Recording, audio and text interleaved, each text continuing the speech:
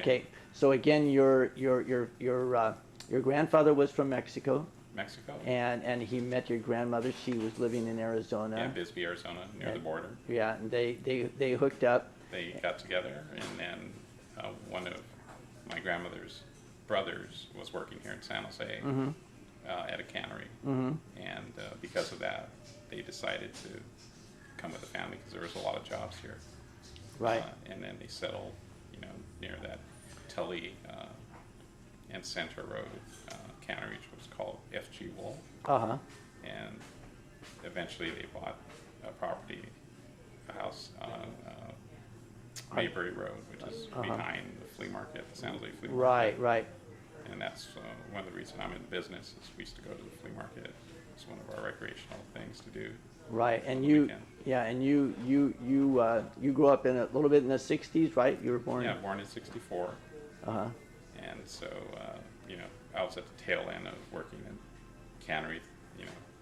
So during my high school times, during the summer break, I would work at the cannery and make $5 an hour. It was good money back then. Right. So I didn't have to work the rest of the year, and then I would save that money, and then I started buying stuff for resale.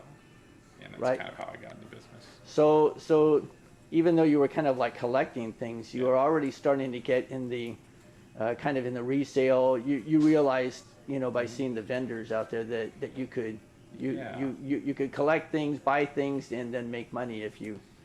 I think as a kid I would pretend I had a store. One of my funnest times was the day after 4th of July. There'd be all these, used fireworks. And since when you're a kid, you can't really touch them because they're dangerous. Once they were already burned up, you could still see the labels on them. And I would set up, like to play as a little kid. Yeah. I was setting up a fireworks stand. Oh. Play with my siblings and cousins that we were, have store. Sell them and write receipts and. Yeah. So I think people are always playing maybe what they want to do when they grow up. Right. But maybe they get out of that. But I always wanted to be in business somehow. And somehow that worked, from playing to doing it full time. But small steps. And the flea market was one step. So when you first started selling, was it would you go out before you opened your first shop, which I think was 1991? 91. Before you opened it, what had you been doing prior to that? First started at the flea market. So you did have I would get a stand, or I would sell with maybe an older uncle. They'd get a space to sell their extra stuff, and I would get a little card table and set up, a few comics and a few extra things. I was still fairly young. That's cool.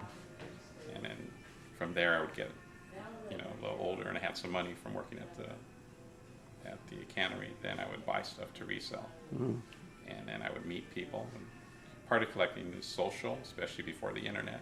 Right. So I would meet people, and then they would tell me, oh, this person has these type of toys, or this person likes that stuff. So it's kind of a social thing. It's a business, but it's also social. Right. Which is part of having a store. I see the same people, that come in once a month, or some people come in once a week, and they drop in to say hi. Yeah. Yeah. Now, did you feel pretty confident once you got started, or were you a little bit nervous in terms of were you going to be able to make a go of it? Opening a business? Yeah. When you opened up in '91. Well, in '91 I was already doing shows, so I started out doing flea markets, local flea markets. Then I started going to Los Angeles. I met a friend who kind of taught me the ropes, that there were other areas that had flea markets. So I would go to Long Beach down south, or San Diego, Rose Bowl, and I would start to sell there. So I started to kind of have an income already. When I opened my store, I didn't really need to make any money because this was pre-internet. Right. I could go to conventions and flea markets and shows, and I was already making enough money that I could quit my job, which I had a part-time job working at UPS, loading the trucks to get delivered, which was usually like at 1 a.m. to 6 a.m. And then I could go to college, in the morning after that. Yeah. But after a while, I was making enough money where, my job and school was getting in the way. Uh-huh. So I had to let something go. Yeah. And then that's when I decided to open the shop. Oh, okay. And that was during the first Gulf War, so the economy was very slow. But it didn't matter because I already had established these customers. Oh. I met people, and I knew if I bought a certain thing, I knew, well, this person wants Hot Wheels. Right, I could right. just find them and call the guy Yeah. pre-internet. And just they were pre-sold basically, and that's Right. part of business Wow. is having contacts Right. to purchase things Right. and also to sell things. Right. Right. Yeah. Yeah. Oh, that's great. Yeah. So you entered it with quite a bit of confidence. Yeah, you can't really be afraid if you're going to do business of any type. You have to just try, and sometimes you don't. Everything doesn't work out exactly how you plan, but you learn from mistakes. Right. Right. And then you continue. So it's good to make mistakes, to try things. You learn what not to do. Oh, very cool. Yeah. Now, I seem to recall when we were discussing the coffin from the set of the Creature Features, Okay. the Channel 2. I think you had told me something about an experience that you had going up. You were on the set, So, or yeah. So what happened was Creature Features was winding down because videotapes had come out, and it wasn't the same as when Creature Features first started, that you had to watch it. There was no option. Uh-huh. And also Saturday Night Live was on at the same time. So as we grew up and got out of Creature Features, we wanted to see John Belushi and Dan Aykroyd in their Right. height. So we'd be flipping back and forth. right, yeah. Yeah. So tell me about that experience going up. You went up to Yeah. Was that up in Oakland? Yeah, so Channel 2, and it was still a local station before Fox took over. Uh-huh. I had a friend that was part of a Coca-Cola club, Uh-huh. people that, collected signs Right. and memorabilia. Uh-huh. And one of his friends worked on the set. He was a cameraman, I believe. Mm. So we got invited because this was going to be the last episode of Creature Features. Oh.